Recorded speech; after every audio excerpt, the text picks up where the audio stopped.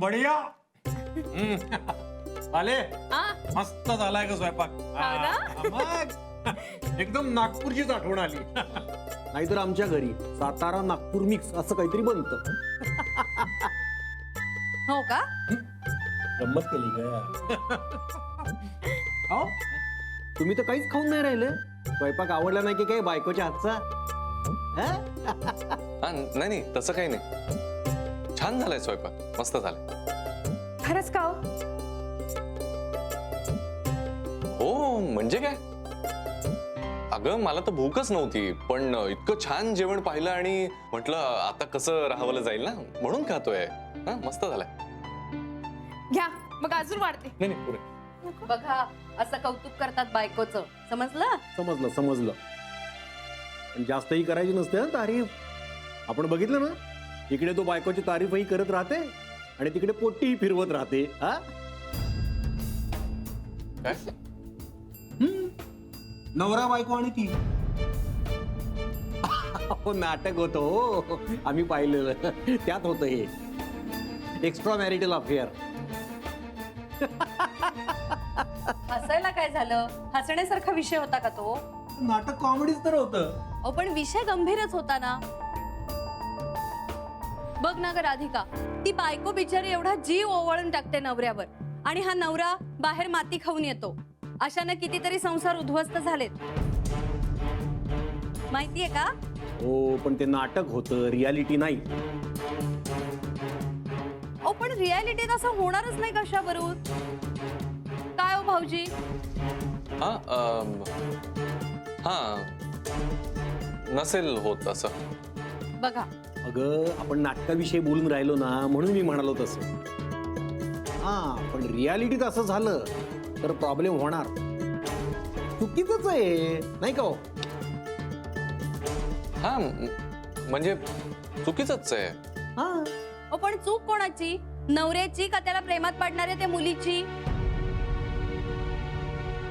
मला वाटतं दोघांचीही चूक आहे. पण जास्त कोणाची? हे या बघ, दोघांमुळे तुम्ही दोघं काऊन भांडून राहिले आता? हा? अगं भांडत नाहीये ग, पण बघ ना, नेहमी बाईचीच चूक असते असं नाही ना. नाही बरोबर आहे. काय जसा पुरुष प्रेमात पडू शकतो तशी बाई पण पडू शकते, पण अशी बाई जी जाणून बुजून लग्न झालेल्या माणसाच्या प्रेमात पडते ना, तिची तर चूक राहतेच ना. आव, आव. हळू हळू वर बघा. पाणी प्या. ठसका काऊन लागून राहिला? आहे का कोणी बाहेर एखादी पोरगी? आ? दादा काय चकेच बोलतोस हो तू? हे असं कधी करणारच नाही. माझा तर पुरा भरोसा आहे यांच्यावर. आणि जर तसं काही झालं ना तर त्या पोरीलाच अशी कणपटून काढीन ना का बस.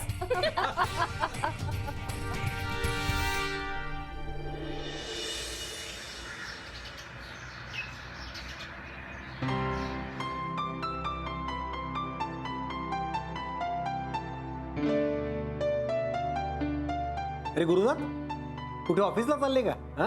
आता एवढं तयार होऊन काय जॉगिंगला जाणार का? तेही बरोबर आहे म्हणा. दादा हे घे. हा. आव. अगं, त्यांना दे ना. नाही आता सकाळी हे असलं नाही खात. का? त्यांना एकदम हेल्दी लागते. अरे हा, मेंटेन गिंटेन करून राहिले काय? तुमचं म्हणजे एकदम मस्त असतं बरं का. म्हणजे सकाळी ते ओट्स गीट्स, सगळे हेल्दी फूड, नंतर हे हिरवट चहा. एकदम टाइम टू टाइम राहते तुमचे. हा? टायमाच्या बाबतीत हे एकदम काटेकोर. एवढा सुद्धा वेळ चालत नाही त्यांना. हम्म.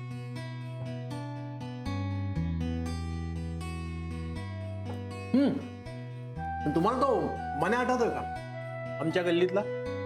अहो तो कॉलेजला असताना तुम्हाला नडलेला. मी त्याला रट्टे दिले होते, आठवत? हा हा. आता पंचायत समितीला उभा राहिलाय. हा. एवढा माज ना त्याला बाप्पा. आता मला मेसेज आलाय पतंगावर शिक्का मारा म्हणून. आता बघतो त्याला. राधिका डबा दे का? हे डबा दे ना, उशीर होतोय त्यांना. हा? आणते. हम्म. दादा हम्म. तुला पण ऑफिसला जायचं असेल ना, हम्म. मग तू जा ना यांच्या बरोबर. ते तिकडूनच तर जाऊन राहिले. काय हो?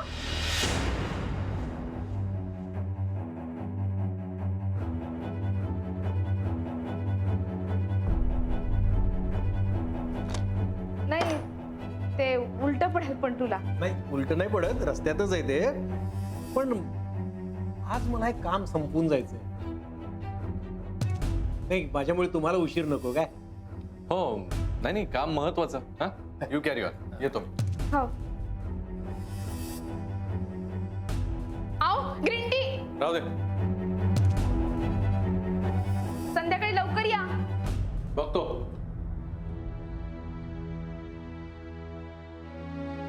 दादा अरे आवर ना लवकर, ऑफिसला जायचंय ना, नाही तर वहिनी ओरडेल बरं का तुला.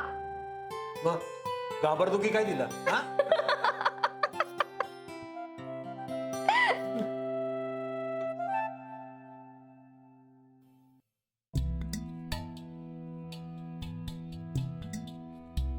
तो गेलाय. म्हणजे आता आपण राधिकाकडे जाऊया आणि तिच्या भावाला सगळं सांगू. हा चला.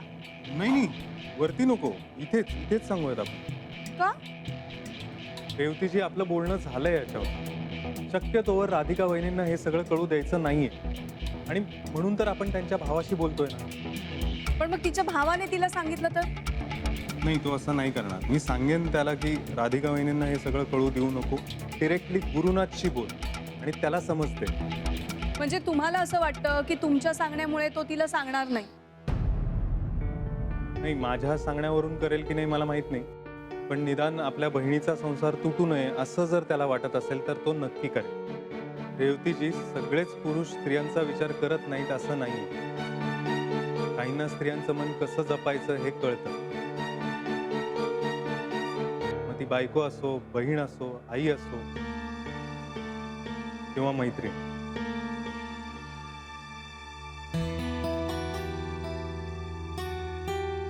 ठीक आहे, आपण इथेच थांबूया आणि त्यांची वाट बघू. चल निघतो मी. अरे डबा तरी घेऊन जा. डबा? ते नको, डबा नको. बापा मग काय असंच जाशील का? हा घेऊन जा. रोज कॅन्टीन मध्ये तर जेवतो ना. का वहिनी डबा देत नाही का? नाही, पण रोज लवकर निघतो ना मी, आणि तसं कॅन्टीन मध्ये जेवण चांगलं भेटते. भेटत असेल, पण शेवटी घरचं जेवण ते घरचं जेवणच राहते ना. आता इतका चांगला चुगला घरचा डबा मिळून राहिला, घेऊन जा.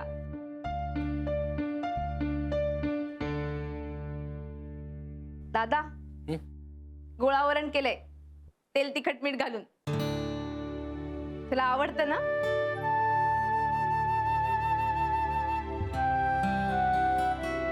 पाले, तुझ्या अजून लक्षात आहे का ग? तर लहानपणी आईचा केवढा मार खायचा, रोज जेवणात गोळावरणच पाहिजे म्हणून.